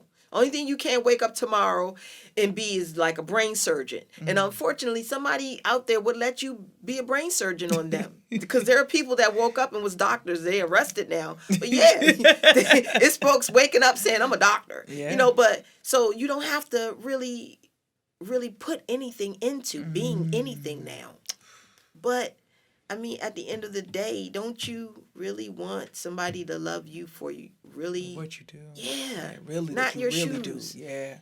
Not your shoes. Yeah. If you naked and rapping, would they be still rocking with you? Yeah. Well, real. some people would, but that's a whole other thing. We out here. Okay. Anyway. Was the DMV the term you grew up hearing? Or did you ever use it? DMV. Yeah, I did. Okay. Yeah, DMV. Yep, I did. But DC, mostly DC. Mostly people said people would say DC most of the time when I was younger. It was DC. Yeah, and everybody and people would get caught up in that because you would say, "Oh, I'm from DC," and then they say, "Where part?" And they'd be like, "Orlando." Be like, "Wait." Wait a minute. DC. Oh, you from the DMV? Okay, yeah. And it wasn't a shun. Yeah. But when you said DC, people really thought DC. Yeah, exactly. Yeah, they really did think you lived in DC. That's right. Yeah. Yeah. So. Wow. So, people would know that DC has quite an expansive music layout. How did the city and its people support you? They completely supported me. Wow. They did. It was never any pushback. I think one, it happened again so quickly. And seeing yourself, you know what I mean? There was no room for the hate because there wasn't anyone before you. Yeah. You know, there were nobody had come and shot a major video. There was no trucks lined up with booming systems, and when I say the boom, the mic booms, and they hadn't seen that before except for if they were shooting an actual movie. So to see that on Georgia Avenue, them shooting a video, and then move through the city shooting an actual video, that was huge. So there was no pushback. And then the radio wars was a real war. Like radio wars were real back then. You don't want the radio stations against each other. Yes, it was serious. I want you to explain that, but can you tell us about was when you did the music video? Was that for 5 o'clock? Yes. Okay. Yes. Okay, and you were doing that in different parts of the city. Yes. So the first part of the video was shot in Minnesota and Benning. Yep. And then the second part of the video was shot on Georgia Avenue at that McDonald's, and then further up Georgia Avenue at a house. So was this after the song was a hit, or that people knew it and then? No. No. I mean, there's so much support. There's so many people in that video. Yeah. So this is the song has, and we shooting the video. So now it's just like when they see the video, they like, oh, Minnesota and Benning. That's where I live. Yeah. You know what I mean? Oh, that's Georgia Avenue. I know where that is. That's right next to Howard. So you don't get that. It was no hate. In even from the hip hop community that I had never been a part of. Wow. There was no hate. It was wow, this is happening.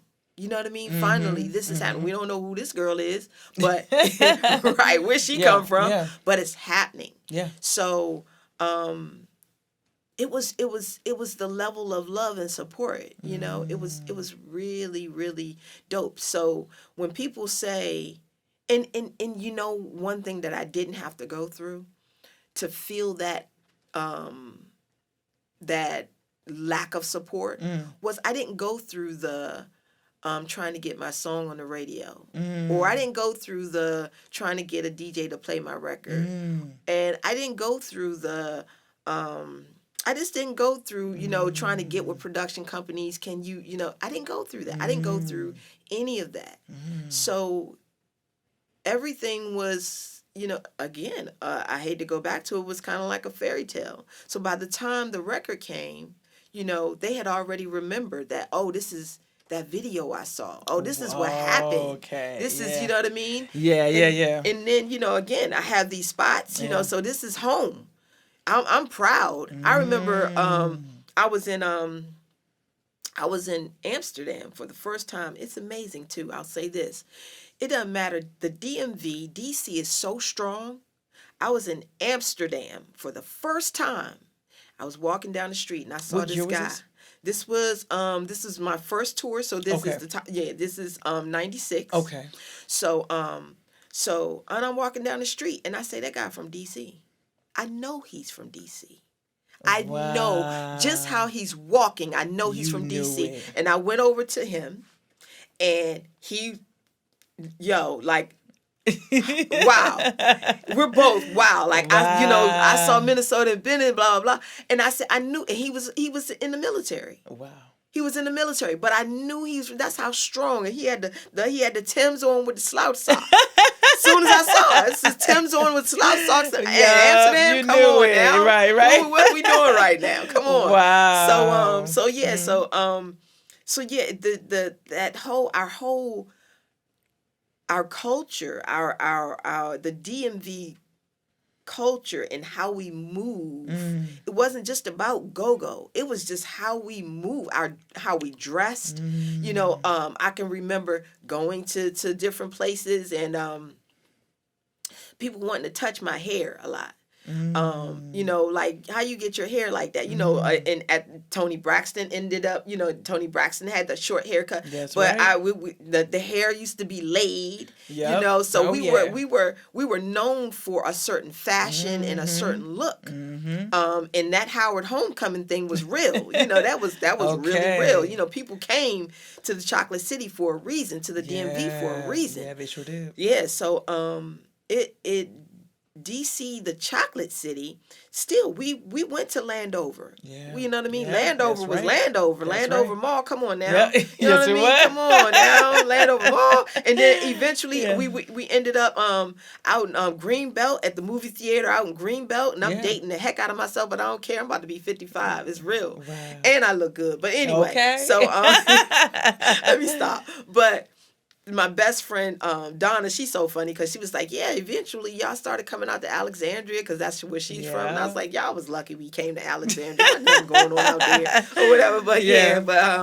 but yeah, so the DMV, even though it was, Yeah. cut off, still it was a level of, still community for the region. So if you said you was Absolutely. from Landover, you was proud to be from Landover. Yeah, you was proud to be from That's Sea right. Pleasant. You Yeah. was proud to be from, all these surrounding places. And you was proud to be from Northeast. Yeah, so, yeah. Wow. Thank you for that. Absolutely. Bringing it back to the title, this description of this interview, DC artists have to leave to get love is what I used to hear a lot from artists and myself even.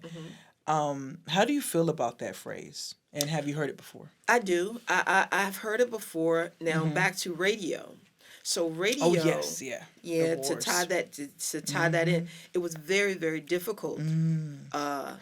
And working at the radio station, you see, because going to New York, Funkmaster Flex had the opportunity and the ability to play whatever. You know what I mean? He's throwing records on, dropping bombs, bringing it back 15, 16. He's just doing whatever. Yeah. Here, very structured.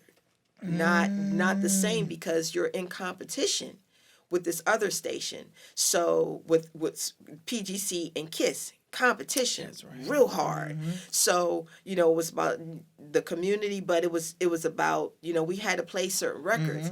And if a record is popular, we got to keep that record going. Yeah. So it's very difficult to get in and play the local music. We don't really have room Wow. for the local music. Wow. Yeah. And then the DJs, their stuff was getting programmed almost. You got to turn what you going to play. I will never forget. I'm in the studio. Eminem is my DJ. Shout out to DJ Eminem, who was the DJ spinning that night. And I had a new single. This is an exclusive. Nobody. I just made it. I give it to M. I'm like, M, throw this on in the mix. He throws it on in the mix. That phone goes off. What record is that? That's my record. Who said to play that record? This is the mix. Wow. Yeah. Wow. So for that reason, so I can understand when you're saying, you can't, because at the time, radio was everything. You want your song to be played on the record. You got the home jams and so forth and so on. You're trying to get in rotation on the radio, but they just don't have the room because they got the majors coming at them, pushing, we need to get our records in and do me this favor, play this new artist and I'll give you this record early and so forth and so on. But you don't see that on the outside, where the program directors are going through. We got to make sure that we trying to stay number one. And how we stay number one is we play the records that they already love, the records that they are calling for all day long. So it's difficult. But then outside of radio, everybody's a star. Everybody's a star. So, for example, if you have an open mic and your people come to see you, after you go off, everybody leaves. Yeah. It's not about seeing everybody. And there used to be an open mic up in Adams Morgan. And that open mic, it was open mics, open mics, people, it'd be the same people every time. Yeah. It'd be a lot of times like, come on, man. You come got on, your regulars. Right, yes, how many times you going to get up here and say whatever? But, excuse me. Excuse me. But at the same time, and I cannot remember this place. I cannot remember the name of this place. But it was all the way at the top of the street in Adams Morgan, and it was a little flat restaurant, and it seemed like it had a lot of glass.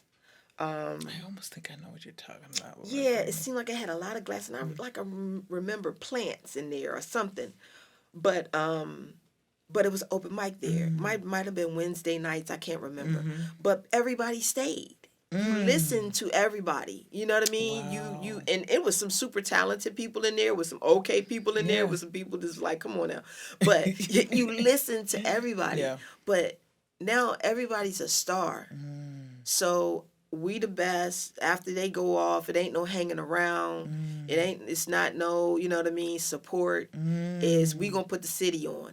We gonna put the city on. The city don't need to get put on. This is the capital city. That's right. It's right. on. Yeah. Trust me. Everybody knows it. The president lives here. That's true. Wow. And musically, I mean, Marvin Gaye came from here. It's on. It's been on. Trust. It's on. Wow. So, but everybody wants to be the first. You can't be the first. I've already done that. You can't. So I wasn't doing it to put the city on. I wasn't trying to put the city on. Yeah. I just wanted to do it. You know what I mean? And be happy when somebody else did it. That's all I wanted to do. So the saying you have to go away, when you go away and you get more love, it's unfortunate, it's unfortunate, but people were and still are going through that because that's what happens. You go away and get more love because you're a stranger, but I mean, I feel like it has changed. Oh, yeah. It has definitely changed. It's not completely, but nothing is complete, ain't nothing 100%. But I think I went to a event the other day. YouTube was here.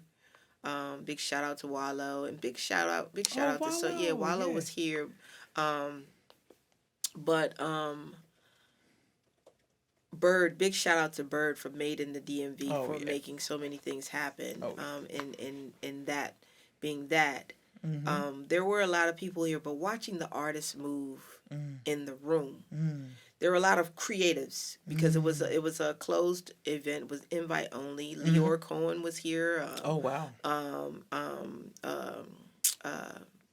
Lyles was here. Kevin Lyles was here. It was a Oh lot of people wow. here. Yeah, it was a lot of people giving good information about how to monetize on YouTube, and I'm giving them a whole bunch of whatever. But I love what they were doing because it was information Yeah. to help Absolutely. people be self sufficient. Yeah. So, but I say that I go back to the room and watching artists and how they support and listen when other artists ask questions, because along you could get that cattiness. Somebody stand up and be like, I'm so and so from the, you can get people like, man, I ain't trying, but it was not, Yeah. it was never that.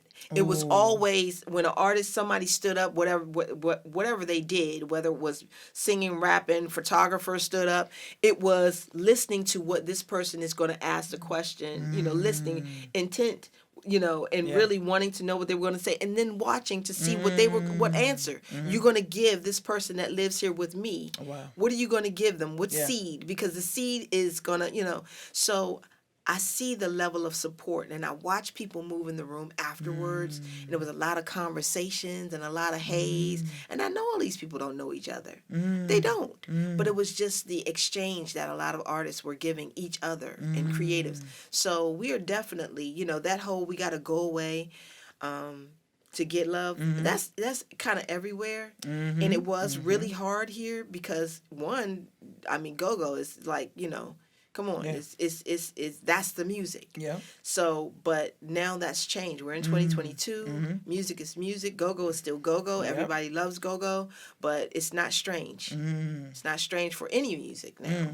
So I don't think you have to go anywhere. And then on top of that, you don't have the gatekeepers. You don't have radio saying you can't. We don't have that. You can anytime Yeah, you feel like that's it. true. That's true. Yeah. Yeah. Absolutely. That is true. Was there supportive infrastructure in DC for you at that time? I mean, I feel like you've already answered. Did you have to leave DC to get love? But that wasn't ever your thing. That you didn't get it. It was just you got the right connection. Yeah, Yeah. yeah. Yeah. And I think now in the big picture for and when you say elaborate a little bit more Yeah. on infrastructure. Well, I feel, and I've interviewed some other folks that they feel that they would have to leave to get more access to the infrastructure, more access. Like you did, I mean, pretty much prove that point where your record went to New York to MCA, and then Okay. that's what kind of fulfilled your career, and you got the team, and the A&R came down, etc. So, were you aware of the other infrastructure in DC at that time? And do you think DC has had any of it at that time? You kind of talked a little bit about it earlier with BET. Yeah, I Yeah. think well, now even after, I don't think, and I can't say as a definite, but we didn't have access to BT. BT was, BT was BT at Yeah. this, it wasn't like, you getting ready to go over to BT. Even as Nonchalant, I'm not just going over to BT. So there was no, for me, I do believe that there was an infrastructure there, because there were places that people were going to get support and places to be able to hone your craft and be able to talk to other creatives that were like you in hip hop. There was that going on. And like I said, I wasn't a part of that. I do believe, I mean, because you have your Duke Ellingtons Yeah. and Yeah. schools of the arts, and you have those things. And it was happening. But to the level of there is someone that you can give this person your record and they can take it. There are outside entities looking to this person to tell you what's hot in DC for hip hop music. I don't believe that there was that. Okay. Yep. There Yep. was not that. They Yep. weren't looking to us for that. Yeah. Yeah. So So yeah, so there wasn't, unfortunately, there wasn't that. Even with BET being here, there was no person at BET to say, okay, I'm here in BET. I'm about to go check out what's happening in the DMV for music. There was no, they stayed at BET. BET Yeah. might as well still been in New York because they weren't coming out into the The city. community. Yeah, they Yeah. weren't. Okay. Yeah, there was nothing. Yeah. Even though they had BET Soundstage. They had BET Soundstage where people did performances, but there was no impact from that. I didn't feel any ripple in that drop of water. There was no ripple to get anybody signed or anything from that. I didn't see anything from that. Wow. Maybe I'm just not aware of it. But I think there was more of, there was food and it's BT, so there has to be performances. But it wasn't like an open mic where we're looking for talent. And that's I feel like that's what it should have been.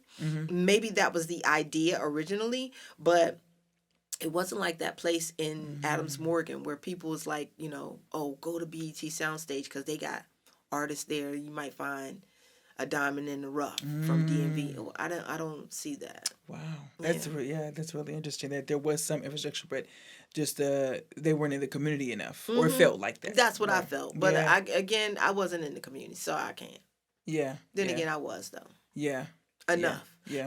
Because as a person doing music, I should have felt something, even if I wasn't in the hip hop community. I wasn't in the city. I lived in Northeast, but I wasn't on U Street. Yeah. I wasn't on U Street. Yeah. But there was a lot happening on U Street for hip hop. Yeah. Yeah. So Yeah. That was underground. Really. Yeah. So I mean, so it's not like it's not like it was on Mars and nobody. No. You would hear about it. It's it's music. How could you not? Exactly. Why not go and tap into that? So yeah. Yeah. What do you believe an artist needs to have a long career, longevity in their career? First and foremost, and it might sound corny, but love of God, you gotta have it. You gotta have it because at the end of the day, when everything is quiet and it's just you gonna need to talk to somebody, and you need to talk to God to get you through some times where you're questioning your everything. You're questioning, why are you in the studio? Why am I still out here? Why I'm not getting what you need to have that. Yeah. Then be humble. Understand people don't have to. Yeah. They have choices. They don't have to. They chose to. Whatever it is they chose to do with you, they chose that. And don't take for granted the fact that they will do it again. Yeah. Because they don't have to again, ever. I say this, and it's real. It doesn't matter where you are in the country, but in the world, I always still say, don't depend on social media for what's happening in your career. If music is really what it is you're trying to do, or whatever it is you're trying to do, try to sell to a stranger. That's not because your family and friends, But can you convince a stranger to part with that one thing they will never get back again? Time. Can you get them to part with that? If you can get them to do that, then you got something. Wow. That's real. Yeah. I think you definitely spoke about this even with just the experience you had the other day at YouTube. But do you feel that artists today have more access to infrastructure? Absolutely. Yeah. Absolutely. Yeah. Even when they don't want it or they don't need it, they absolutely do. Unfortunately, everybody does. And that's the right. That's the great thing about today in music is that everybody's a musician. So, and it's nothing wrong with that. No. But everybody's a musician. So you got to compete with that. Yeah. And so, but you still have the opportunity. You can still, like somebody told me, because somebody was complaining about all this bad music. I'm like, I'm so tired of hearing it. And this guy said, he's like, you know why so much bad music, according to you, bad music out? It's because the bad music, the people that make bad music don't hold it. They just let it go. They ain't scared. They gonna keep on giving you bad music. Gonna keep on, and you keep and on when saving you gonna stop it. You right. Sure you do. keep on holding on to your good music, your quote unquote good music. So it's nothing. You have the ability to reach anybody. You have it. So just do it. Yeah, just do it. Do you believe there's sustainability in music having a career in the DMV, DC in particular? Um, yeah, I do. Yeah. I do believe it. Um, it's work, but anything is work. Mm. But I think here, because it's not held to let me see, for example, I mean, and I'll put myself here. When you can say, okay, I'll put Marvin Gaye, for example, when you can say I'm gonna put the city on, and you know that Marvin Gaye came from here, you wouldn't say that. You wouldn't. I mean, you don't need to say that. You know, you're gonna say, you're not gonna say I'm gonna put the city on. I would say I want to, you know what I mean, be a part of what Marvin Gaye. You know, Right. so unfortunately with myself, you don't you we still make our platform small. Yeah. We don't take into account everyone that has done it Yeah. and is doing it. Yeah. So it's easy for your light to go out quickly if you just say that it's just my light. If you don't say that this bonfire is happening and I'm a part of this, you know what I mean? Yeah. Then you just saying it's you carrying the whole load to keep the city on. And it's hard to sustain that. It's hard to keep that. It's real difficult. Yeah. And if you don't make a record for a year, then it's gone out according to you. It ain't happening. Yeah. But if you take into consideration everything and everyone that's doing it and making the smallest steps, the greatest steps, then look, yeah, I don't have to. I don't, if I never make another record and put another record out, I'm not worried about it. Dior Ashley Brown will do it. She gonna do it. Wow. She's doing it. Yeah. You know what I mean? I don't have to worry about that. Kenilworth Katrina, Yeah. I don't have to worry about it. I don't have to carry that torch. I don't have to worry about that. Yeah. You know, there's so many that's doing it. Yeah. So they're gonna sustain it. Yeah. Yeah. They'll keep the flame. Yeah. Wow. And I will too, because I got joints. Oh, you got bars. You got bars. We got to see that the other day. How do you measure success? I measure it definitely monetarily. I definitely measure it. Yeah, how much money you got. You know, certain, especially now where money is concerned, because you have the ability. Yeah. To get people to give you money really easily. So you can measure it by that. Where if you ask some people for some money and a whole bunch of people give you some money, you got a level of success. If you're asking for your craft. If I'm asking people to buy my record and a whole bunch of people buy the record, that's a level of success. That's right. Even if a few people buy it. That's right. I just did T-shirts. And people purchased the T-shirts in support of me after all of this time. Yeah. There's a level of success in me doing these shirts now. Yeah. You know what I mean? Because they don't have to. So right. I absolutely measure success by money, but I measure it also about how happy I am. Yeah. Because I will never forget, I cannot think of this guy's name, but I was on a panel a long time ago. He's a basketball player. And I said, I'm rich. I said, I'm rich.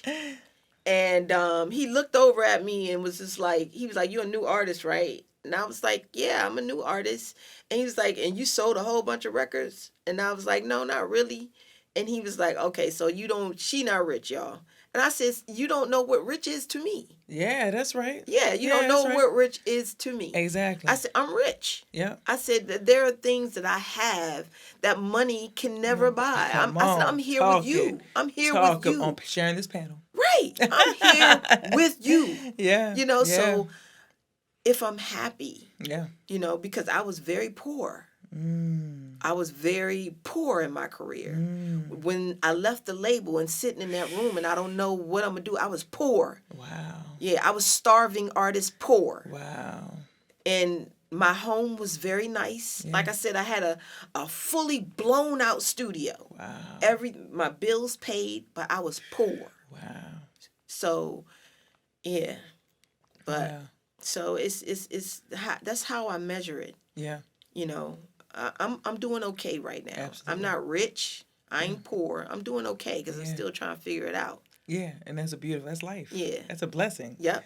Yeah. To continue growing. Absolutely. How do you feel artists or others in the music industry can thrive? In the are these artists that are already successful? Or are they trying to? I think you can maybe can you speak to both? Yeah. Yeah. I mean, for new artists, uh, see, some stuff is so corny, but some stuff is just so real. Like, Yeah. it's no, like the guy told me, we already got a Mary. We don't need another Mary. You know what I mean? We got one. Now, with that being said, you know, we all do follow trends, and we all, you know, latch on to sounds. Yeah. Yeah, we do. And we all do that. But at the end of the day, we are in a reality time now. We're in a social media and reality time. And reality stars are stars for a reason because they latched onto something about them. And if you are real at some point in time, if you just give them some of you, you can thrive. I would say, moreover, I would push for something positive. But sometimes when it's, I won't say negative, but the hard things are happening, when the ugly side is happening, that will make you thrive because that's going to touch someone to see that vulnerability of you sharing that. And I'm not saying that people have to go and strip themselves down naked as a person, because everybody doesn't want to give you that. Some people just want to give you their craft, and that's it, and keep themselves for themselves and their families. But it's impossible in this world that we're in now. This new world, definitely. We have to, we don't have the luxury, especially as Black people. Yeah. We don't have the luxury of, in so many instances, behind closed doors, this is what I'm doing. We don't have it. We need to see it because we need the energy from what you're doing, that magnet, to pull us to the next magnet to do what we need to do, and to connect us to make a force, because we just need it. We don't have it. The world is so crazy right now. So to thrive, I would say give us a little piece of you. Figure out what that piece is, and just give us a little piece of you outside of your craft. And sometimes inside of your craft, if you want to do that. And definitely be honest with us. Because we appreciate your honesty. We don't need airs. I was talking to some kids, and kids are beautiful sounding boards. They will let you know exactly where you are with everything in your life, from your ability to sing to how your breath smells. They will tell you. They show it. Point blank and period. This is your song don't sound good and your breath stink. They will do that. Kids are So real. true, And I would tell people, if a 5-year-old or a 9-year-old sings your song, you have a hit. Wow. You have a hit. If a 5-year-old latches onto your song, or a 9-year-old, you have a hit. Wow. Because they will sing anything. They don't know what. You know but if it hits them. But if it hits them. And that's the thing. I knew when 5-year-olds and when kids sung 5 o'clock in the morning, I knew I had a hit. Wow. So I would say that use that sounding board. Play music for the kids in your family. Yeah. Because they don't have the ability to not tell you. Wow. Yeah, even though they like uncle or aunt so and so, I like it, but yeah, they not right. They don't have it. Yeah, so wow. Everybody has the ability to thrive. Wow. They do. We do. We all have it. Absolutely. Yeah. Tell us about Just Rap. Don't Just Rap. Say something. And I've been trying to practice on getting this point across Oh, really and can quickly. you share your shirt? Oh, And absolutely. yeah. Absolutely. And you can purchase this if you'd like. Hit my Shopify. But it's about Yeah. that. Not a lot of people think it's about making a positive rap like 5 o'clock. It's not about that. It's not about that at all. It would be great if you did that. Awesome, if that's what you want to do. But what it is about is everybody has something to say. Everybody is passionate about something. Everybody cares about something. Everybody hates something. Everybody wishes something didn't happen. Everybody, we all are connected in that way. Yeah. So the only thing I'm saying is, if you are an artist, if you have any type of platform, whether it be artists, whatever art, if you at some point in time say something, a lot of people think we don't need to vote, we don't have to vote. Oh, that's your prerogative, how you feel about voting. I'm not going to tell people to vote or not to vote. That's your prerogative. Whatever you want to do, you come to terms with that. But you have to say something. Voting is a way to say something. Yeah, it is. But just literally say something, or figuratively give and say something, but make a mark in the world in a positive way to make change for the world to be better. So if you're an artist and you have 5 million followers, but we never know how you feel about anything except for whatever it is you're rapping about, and what you're rapping about has nothing to do with anything that's going on in the world. Are you what they just made, a computer-generated rapper? Is that what you are? You have to be human at some point in time. And we would like to hear what you say, because you can change somebody's life. Yeah. You can really change. You want to change it. We all want to change somebody's life with our music. Why not change somebody's life with how you feel about something? Yeah. Because your fans are hanging on your everything. Wow. Yeah. They hanging on your everything. Your real fans, the Yeah. real ones. Yeah.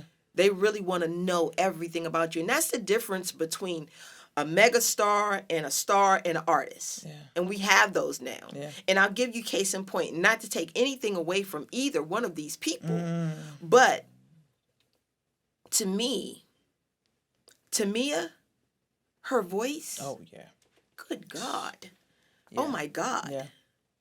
But do you want to really know everything that Tamia is doing? And then you have Beyonce, who has a voice. Yeah.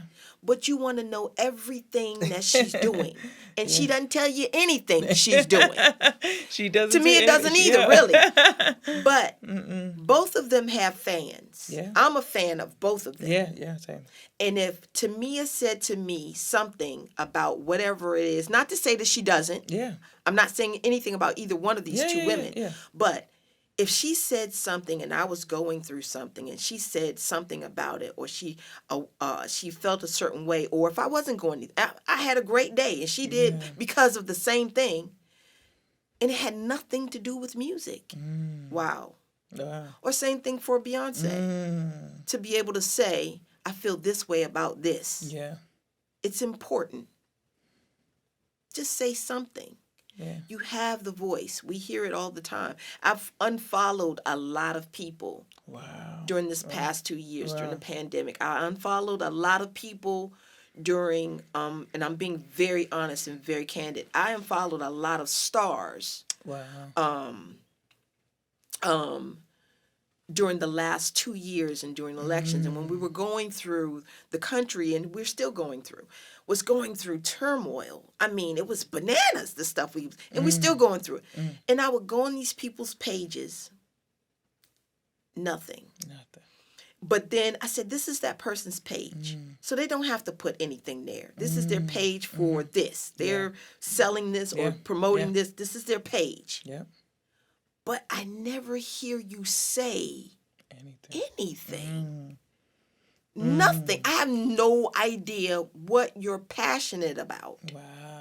Wow. You don't have an opinion. The world is on fire and you're promoting this. Come on. We don't have the luxury. As black people, we don't have the luxury for that. We need to know. because you're too influential not to say. And at this point, we have to hold ourselves accountable when things like this are happening, because our ancestors, is no way. There is no way some of our ancestors as actors, as musicians, as anything would have been going through Jim Crow and slavery and all, and not have an opinion. But I'm gonna come and sing you this. I'm gonna sing you this song, and I'm gonna go on home. No, are you gonna sing the song? You gonna march, or you gonna? What are you gonna do? What are you gonna do? Because this is a state that we're in. We're here now. We need all hands on deck. And that's across color lines, though. We need all hands on deck for the planet. We need all hands on deck for our children. We need all hands on deck. So at some point in time, you got to say something. Or I don't want to hear nothing you got to say. And I unfollowed you. I don't want to see nothing you posting, nothing. I want you to hashtag that. And I unfollowed you. Somebody said, and I unfollowed. And I unfollowed. and I I don't want to be on a soapbox, but that's how real it is for me. You know, it might not be that real for somebody else, and that's fine. You know, that's you're able to have your opinion about how you should move in your life and how other people should move. But I just feel like, we can't keep on doing that. We on fire. We need you to bring a hose right along with everybody else. We need that. I know that's right. Is there anything on your heart, anything you want to share to maybe future artists? Or I feel like you said so much with don't just rap, say something, but just, you know, or anyone in wanting to be in this industry, or just youth, or whatever you want to say. I just I will say this. This interview, and thank you. Oh, thank you. Thank you. Thank you so much for having me be a part of this. This is a blessing. And I would say, and I will send this prayer out for anybody that can hear my voice, that will hear my voice, that I pray that 20 years from now, someone asks you, because of your craft, your creativity, to sit down and have a conversation about your life. Because you have been just that impactful with whatever it is you are passionate about doing.